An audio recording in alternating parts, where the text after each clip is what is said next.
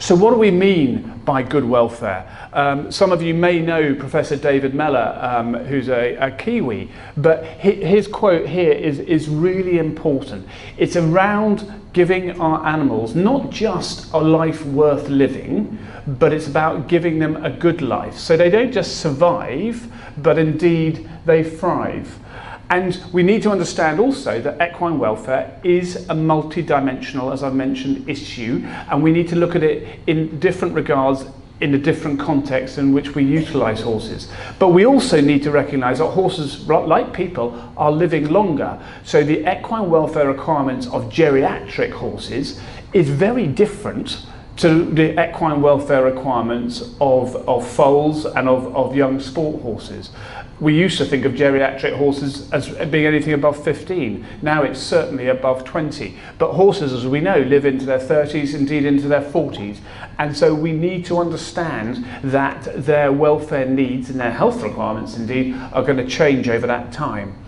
But we also, I think we need to be very mindful that we are not anthropomorphic. We've got to be really careful that we don't put human values on horses. And I think that, well, I know the biggest welfare challenge of equines across the world, in the developed world, is equine obesity.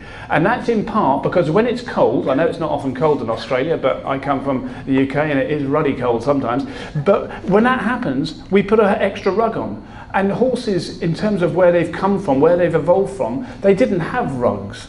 And therefore, when we put human values on equines, on our horses, we do tend to run into trouble. Horses are also, equines, or animals, are sentient beings. We recognise that. We recognise that through regulation. I said this morning, actually, you might have heard of something called Brexit, which has been a soap opera of the UK for the last 3 years. But animal sentience, because there is something in a European Union treaty around animal sentience, how that was implemented into British legislation in the wake of our departure from the EU was a huge political football. And that, again, is something that resonates to the fact that the world is changing, the fact that, the fact that the public had such a concern, the fact that animal sentience needed to be recognised by British law is another example around where we need to be taking this far more seriously.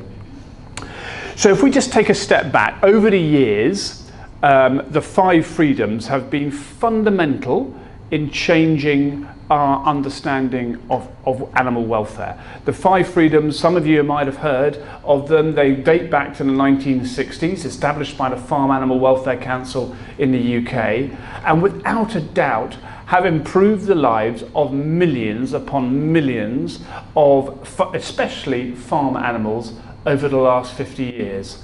But as I say, our understanding of animal welfare is developing, and I would certainly say to you that actually the days of the 5 freedoms are done, because we have moved on. And I say that because if you look at how the 5 freedoms are phrased, in almost all cases it's avoiding the negative. And that is really important. We do need to avoid the negative, but we need to do more than that. But it also recognises that actually avoidance from pain, you would imagine, is a very good thing, and it certainly is, but we need to understand that actually pain is a hugely valuable protective mechanism. So actually you want to certainly avoid unnecessary pain. Another example is being hungry. You only generally eat when you're hungry, and therefore actually if you weren't hungry you wouldn't eat, and that would have a significant detrimental effect on animals. So our understanding of animal welfare has changed, and so now we talk about the 5 domains, and that's where we're looking at the nutrition, the health, the behaviour and the environmental requirements of our animals. But as you'll see on that illustration, it all feeds in to the mental well-being and the mental health of our animals. So yes, it is about avoiding the negative, without a doubt, but it's also about providing the positive. And so the key issue here is that we need to recognise that caring for the physical welfare of our animals is part of the story, but the other part, and possibly the bigger part, is actually caring for the mental well-being of our animals.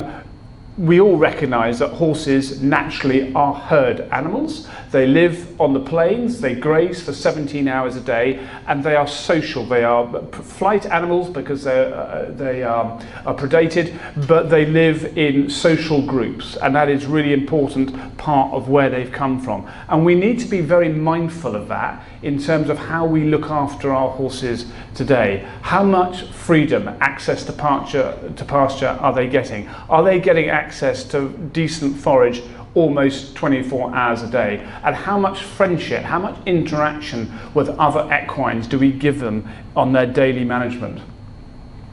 So when we look at all of that, I think, as I said, we recognise that our understanding of the physical health and welfare of our animals is fairly well recognised. But I think our understanding of their mental health and well-being is certainly somewhat behind that. And so we need to be better at ensuring that we really are looking after and caring for the mental well-being of the animals in our care. And this is an area where I think more research is certainly needed. And I think it's really important that we take a step back to see where we believe the gaps are in how our understanding of looking after horses, and then collectively we need to be able to invest in that research. Because when we make changes, and it doesn't make a matter really whether you're a horse owner who looks after one horse or you're a regulator that looks after the safety and welfare of many, we need to be, there's a triumvirate of that decision-making process. We need to base our decision-making on the evidence as far as it is available. We need to base it on our experience over many years and decades of caring for equines. And also, we need to base it on common sense. How many rules and regulations do you know where clearly someone didn't have much common sense when they made that rule? And I think it is really important. But also, having said all that, we need to consider what the public think. You might think that's a really odd thing to say in the context when we're talking about equine welfare, but because we live in a changing world, the way the public think really does matter. And this is therefore when we talk about the social license concept. Some of you might have heard of it before. It's certainly not new. It's something that dates back over 200 years, but came very much to the fore in the 1990s, especially within the mining industry. And if we think about the mining industry, you've got a number of different factors at play there. You're sending people underground into mines. That is putting their safety and their health very much at risk. And we know that through mining industry approaches that there can be hugely damaging impacts on the environment.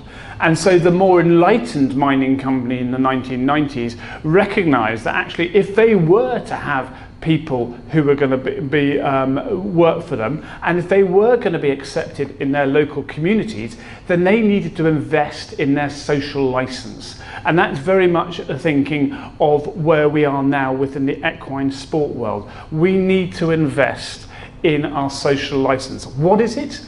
It's not a written contract, it's an unwritten contract with society to allow us to carry out our sport.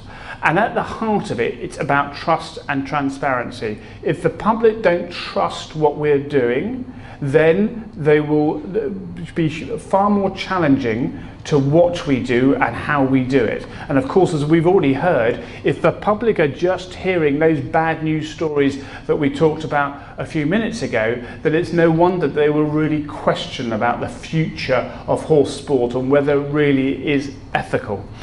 There are two aspects to the social license. The first part is doing the right thing by our horses. And of course, many of us in the horse world, all of us in this room for sure, will always believe that we fundamentally do the right things by our horses. But the challenge for us there is to really challenge the way we're doing things in the light of new evidence and in light of new research. But as well as doing the right thing by our horses, it's telling that story, telling the public that we are doing the right things by our horses. Because if you're doing the right thing and the public think you're doing the wrong thing, you've got a bigger problem, you've got as big a problem as if you weren't doing the right thing in the first place. That's very much what the social license concept is.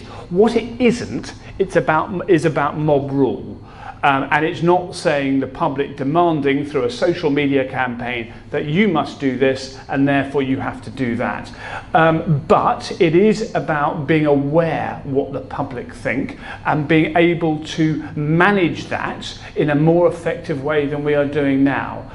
The example I give around when people think it's mob rule is the whip in racing. Now I'm sure many of you in this room will have a view on that. Across the world it's somewhat bizarre. There are some cultures where they don't believe the jockeys in racing use the whip enough because of the focus around betting and so on. But increasingly around the world the public have a great objection to the whip. And I would be the first to say that if we were to look at equine welfare issues within the racing world, then the use of the whip wouldn't be in the top 10. But as far as the public is concerned, it's in the top 2. And that is something we just simply cannot ignore.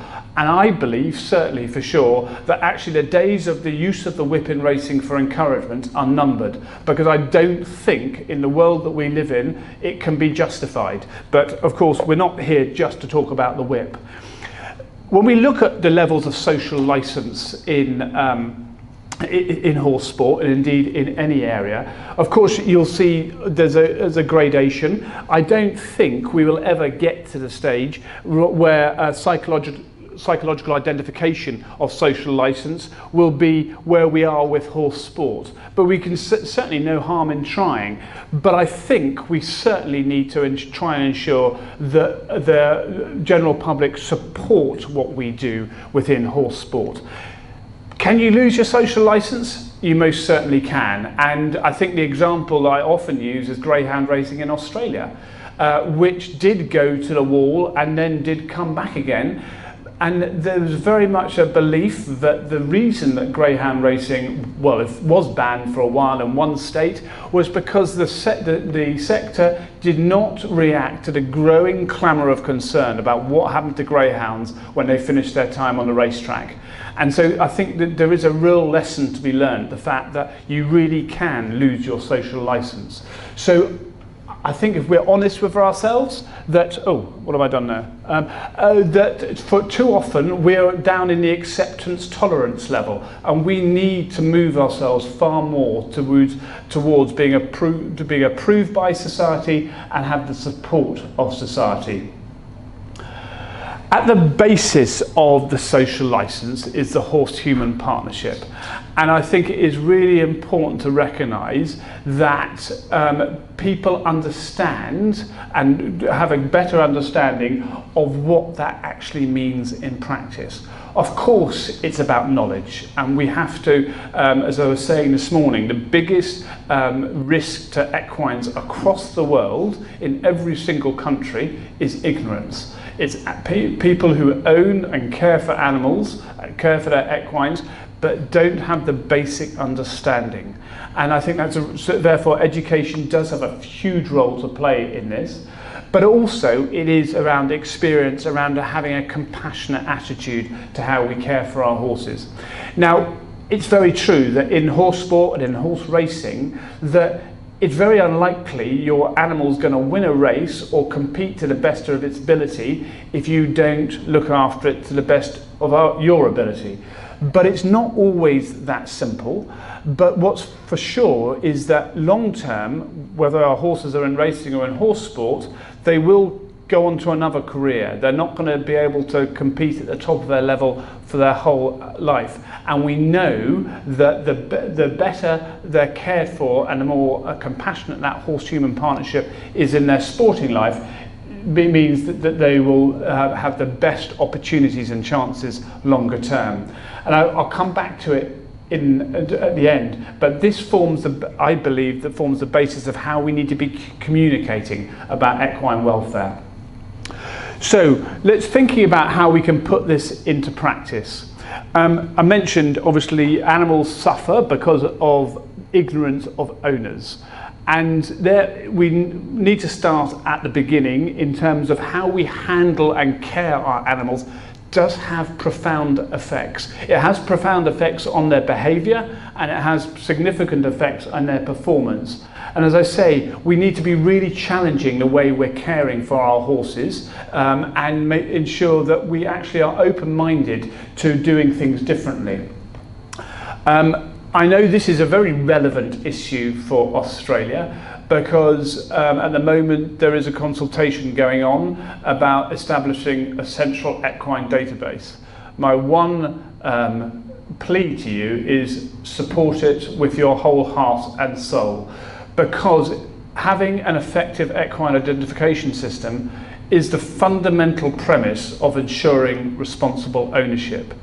Unless you can identify an animal and know who that owner of that animal is, you will never be able to support that owner, and more importantly, call that owner to account when the animal is suffering or not receiving the care and support and management that it is due. And so it really is hugely important. We have established in the UK a central equine database. It comes with it a huge number of challenges, and I know the geography of Australia and we don't do things like camp drafting and stock animals is something that isn't in the UK, but I would suggest that Australia definitely does need an effective traceability system. And if for no other reason, and I know I was speaking earlier about the equine influenza outbreak in 2007 in Australia, when the next outbreak comes, and it will come, and in any country, the first question you need to know is where the horses are. And unless you can identify that, your ability to manage that disease is hugely compromised. But also, and it's certainly the case in racing, that there are too many thoroughbreds going out of racing that just get lost. We don't know where they are. I'm sure it's the same in Australia, but a good proportion of thoroughbreds in the UK, every year about 7,500 are coming out of training. We know where about 75% of those horses go, but we don't know where the other 25%. And the problem that is, when you have activists out there, actually not knowing where those animals are is a huge risk to the future, because they will be looking to find out those bad news stories of the racehorse or the sport horse that has won great prize money and ends up in an abattoir in horrific conditions. And as I said, I'll probably say later, but in the eyes of the public, it doesn't matter if a racehorse has never gone to a racetrack. As far as they're concerned, it's a racehorse, and it's equally the same for a sport horse. That for the eyes of the public, they will always be a sport horse, whatever their history. Now, of course, when we talk about starting at the beginning, it is really important that we have effective breeding practices. There are for sure, especially in racing, but not just in racing, has been challenges when we overbreed, when too many animals are bred for the job to be done. And we know the risk to those animals that are overbred is considerably more. But another and growing issue in the world of breeding is the world of equine genomics. And our ability to clone animals and our ability to improve and select for particular criteria is improving every year. But just because we can do something doesn't mean we should. And so we need to approach this with real caution. And we need to make sure that we are not breeding genetic freaks, as in this photo.